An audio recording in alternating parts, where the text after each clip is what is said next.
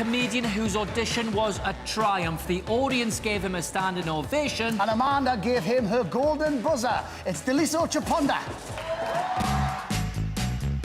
I'm Daliso Chaponda. I'm 37. I'm a Malawian stand-up comedian, and I live in Manchester.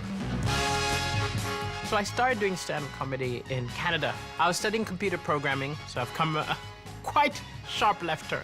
I left Canada. I tried it in South Africa. I wasn't very good, and then I moved to Manchester. I travel all the time. I mean, I've spent a lot of years doing the circuit, doing little pubs, doing slightly bigger theaters. I would like to tour giant rooms, screaming, fans, and just always have an audience for my jokes. Sometimes I think I don't appreciate myself. When I got the Golden Buzzer, it was the last thing I expected. I was so happy. You're bloody hilarious. And I really want you to win the entire series. Thank you so much. Ever since Amanda pressed the Golden Buzzer, I've had those 22-year-old dreams come back into my head and think, you can make it. You'll be the next big thing. You can make it. I've never won a competition. I think it's time that I win something. I really do. It's my turn. I'm ready. I'm ready to score the knockout punch.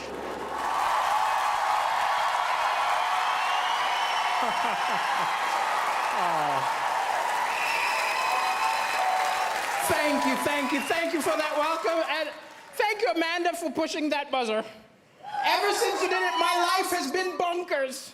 People approaching me on the road saying, well done, but the most common question I get is, you're from where? Is it Mali, Maui? It's Malawi.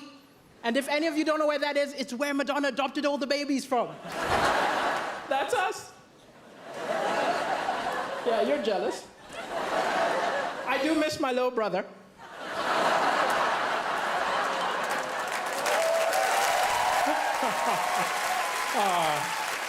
And Angelina took my sister, so. And I've been in the UK a while. I was tricked into moving here. I was tricked because I was watching television and I saw an angry guy came on television and he said, oh, these immigrants take all the good jobs, all the good women. I was like, wow, that's what I'm looking for.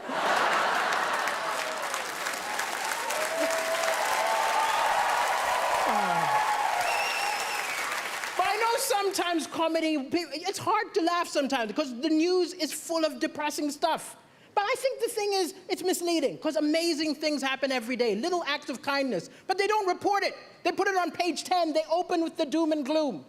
If the BBC News was a mate of yours, you'd never go over. Look, I'm not going to that depressing barbecue. I'm gonna hang out with Cartoon Network. But it's an amazing time to be alive. People say stuff like, I miss the good old days. The good old days were terrible. We've got amazing stuff. We've got Wi-Fi. Yeah. We've got rights. Women can vote. Yeah. I'm black. 200 years ago, this would have been an auction.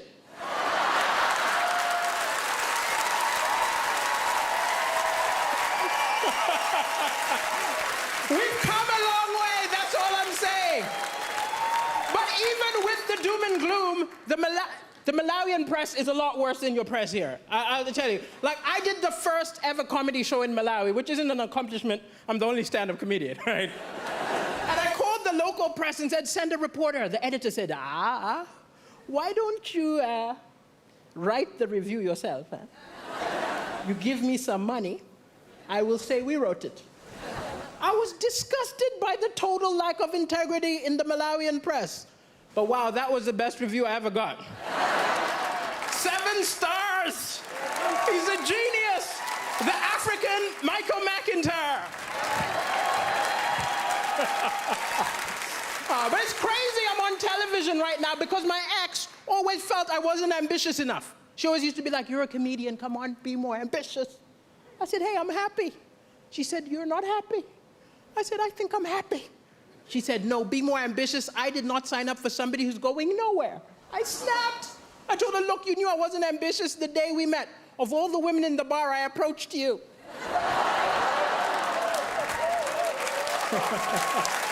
Yeah, you're laughing. I'm single now. And I am looking for love, I'll admit. I'm looking for love, you know, gotta get that citizenship, you know. But it's hard to date on a budget. I remember going for a date and the woman made a lot more money than me, which isn't a problem. We're in the 21st century, but I was ashamed. I remember the waiter came up, assumed I was going to pay.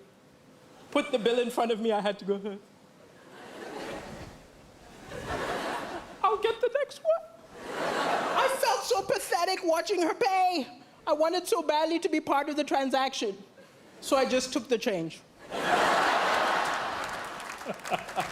I don't understand the British. I saw a beautiful British woman looking at a mirror upset.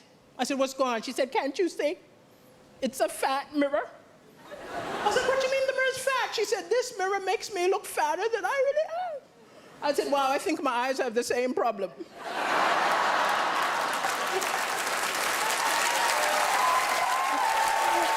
I was not mocking her. Don't be angry with me. It was a cultural misunderstanding. I'm from Africa. It's different. When we see someone overweight, we don't think go on a diet. We're more like, where did you get the food?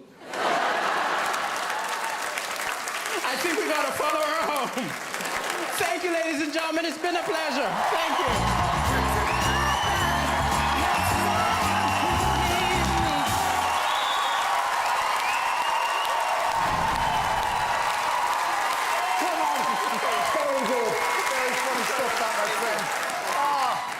Amanda, are you proud? Deliso, I love you. I'm so thrilled. I have to say, I think that's even better than the first time we saw you.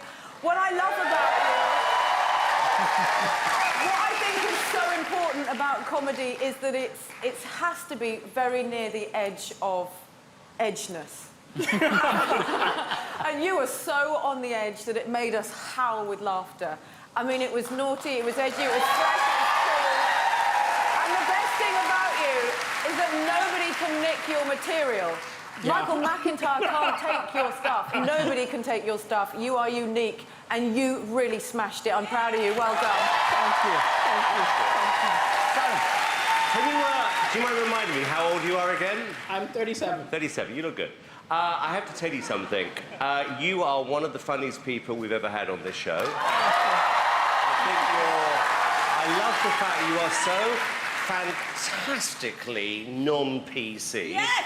I really do. And I think that's part of the reason why everybody likes you so much. I said this earlier on in the week, I'm going to say this about you, is that I do believe that this show can be an amazing showcase for somebody like you. And I would be amazed... Actually, no, I don't want to say this because I jinxed it before, but what I'm thinking is this, that you are the sort of person who, off the back of this, your phone should be ringing in 3 days' time, offering you your own show.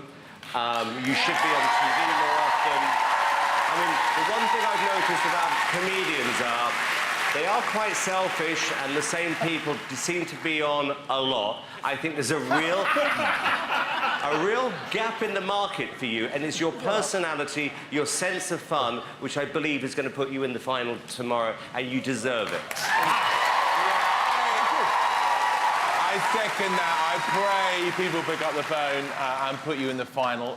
When you were on the first time round, Jack Whitehall called me and said he used to do gigs with you back in the day, and I said, why isn't he the biggest comedy star in the country? And he said, he's never been given the right break. Well, tonight is the right break. You're going to be a superstar.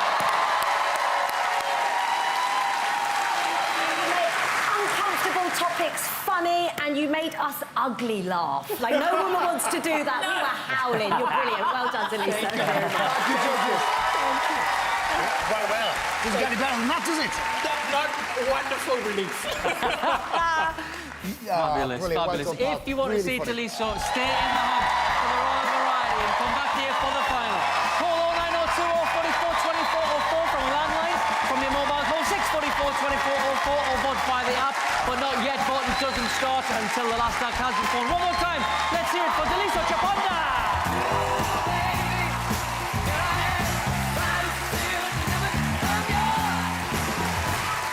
Ah, very funny. Very good indeed. Good. Now, our next act delivered one of the most emotional